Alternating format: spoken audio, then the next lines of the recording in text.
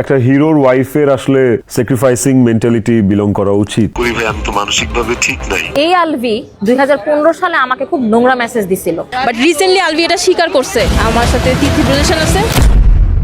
তো বর্তমানে ছোট পর্দার নায়ক জাহের আলভি এবং তার স্ত্রী আফরা ইবনাত খান ইকরার ঘটনা আপনারা সবাই জানেন। সোশ্যাল মিডিয়ায় যেন তোলপাড় শুরু হয়েছে। আচমকাই 28 ফেব্রুয়ারি দুপুরের পর থেকে এই নিউজটা যেন সবাইকে স্তব্ধ করে দিয়েছে।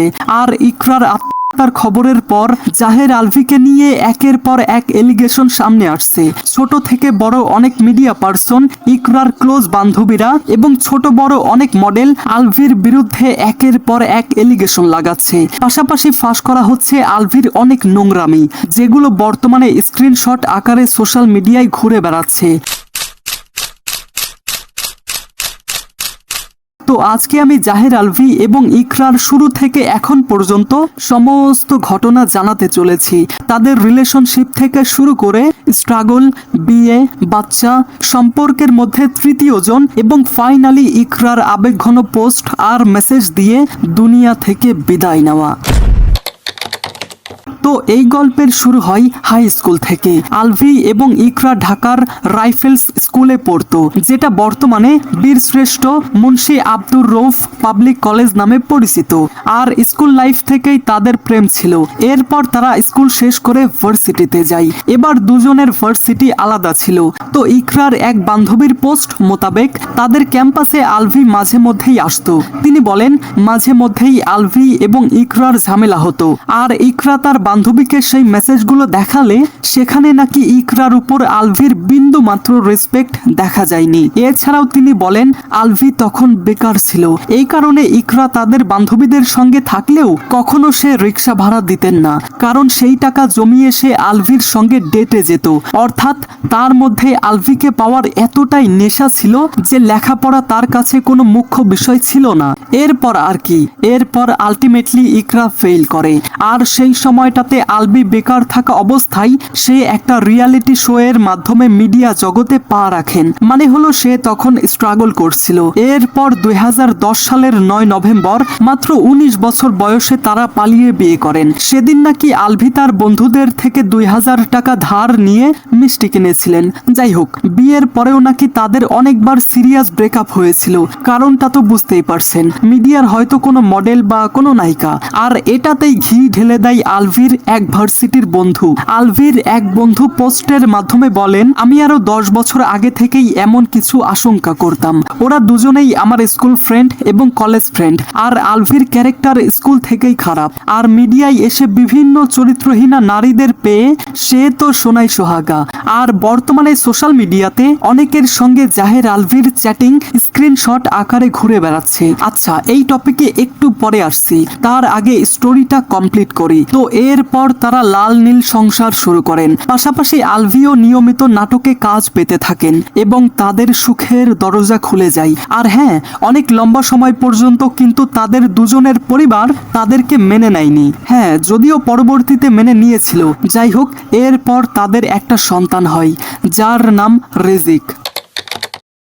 ইফাত আরা তিথি, যিনি 2015 বা 16 সাল থেকে ছোট পর্দায় কাজ করতে শুরু করেন।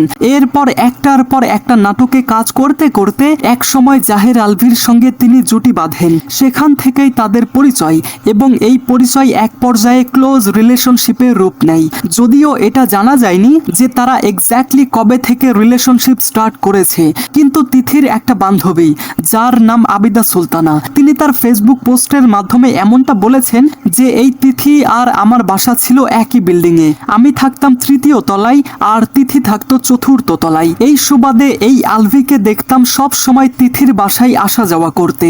মাঝে মধ্যে সে মাস্ক পরে ঢুকতো যাতে কেউ তাকে চিনতে না পারে, কিন্তু বিল্ডিং এর সবাই তাকে চিনতো। এক পর্যায়ে তাদেরকে বাসা ছেড়ে দিতে বলা হয়। দ্যাট মিন্স এটা যদি সত্যি হয় তাহলে এটা তো ক্লিয়ার যে তাদের অনেক আগে থেকেই সম্পর্ক ছিল। যাই হোক, আর মিডিয়া পাড়ায় এটার গুঞ্জন মাঝে মধ্যেই উঠেছে এবং কোনোভাবে এটা ইকরা জানতে পারে। আর বুঝতেই পারছেন, কোনো ওয়াইফ যখন তার হাজবেন্ডের অ্যাফেয়ার সম্পর্কে জানতে পারে, এটা নিয়ে সে অবশ্যই প্রশ্ন তুলবেই। তো এক পর্যায়ে এটা নিয়ে তাকে বলা হলে আলভি বারবার এটা অস্বীকার করেছে। সে বলতো আমরা জাস্ট কলিগ। তবে সাম্প্রতিক সময়টাতে আলভি নাকি ইকরার কাছে এটা স্বীকার করেছে যে হ্যাঁ, তিথির সাথে আমার রিলেশন আছে আর তোমার প্রতি আমার কোনো ফিলিংস নেই। আর এই সব কিছু আমরা জানতে পারি ইকরার বান্ধবীর কাছ থেকে। বাট রিসেন্টলি আলভি এটা স্বীকার করছে আমার সাথে তিথির রিলেশন আছে। তাদের একটা গ্রুপ আছে যেখানে তারা প্রতিনিয়ত কথা বলে এবং একে অপরের সঙ্গে কানেক্ট থাকে। আর সেখানেই ইকরা প্রতিনিয়ত আলভির এই রকম ব্যবহার এবং তার মানসিক টর্চার সম্পর্কে বলতো। পাশাপাশি ইকরা কেমন ট্রমাটাইজ থাকতো সেটা তার বান্ধবীকে মেসেজ দিয়ে বলতো। সেটারও কয়েকটা স্ক্রিনশট আপনারা ইতিমধ্যেই দেখেছেন। সেই স্ক্রিনশটগুলোর মূল কথা হচ্ছে ইকরা আলভিকে নিয়ে অনেক টেনশনে থাকতো এবং তার প্রতিনিয়ত বিহেভিয়ার ইকরাকে কিভাবে ভেঙে দিচ্ছিল। তো মোট কথা হচ্ছে এগুলো নিয়ে প্রতিনিয়তই ইকরা ডিপ্রেসড থাকতো, কিন্তু আলভি নাকি এগুলোর কোনো তোয়াক্কাই করতো না। আর সম্প্রতি ইকরা জানতে পারে আলভি তিথিকে নিয়ে নেপালে গেছে তার জন্মদিন পালন করতে। পাশাপাশি সেখানে তাদের একটা শুটিং শিডিউলও ছিল। এদিকে ইকরার বান্ধবীদের এমনটাও দাবি যে তিথি নাকি আলভিকে এমনটাও বলতো যে তুমি ইকরার সঙ্গে কেন থাকো। তো 28 ফেব্রুয়ারি সকালে ইকরা তার বান্ধবীদের সঙ্গে কথা বলে এবং এরপর এক পর্যায়ে সে আলভিকে ফোন দেয়। আর ফোনে কথা বলার সময় এক পর্যায়ে আলভি তার অ্যাসিস্ট্যান্টকে ফোন করে বলে তোমার ম্যাডাম অনেক পাগলামি করছে, তুমি তার রুমে গিয়ে চেক করো তো। বলে স্যার ফোন দিয়ে আমাকে বলছে যে তোমার ম্যাডাম হচ্ছে পাগলামি করতেছে, তুমি তাড়াতাড়ি ওই রুমে যাও।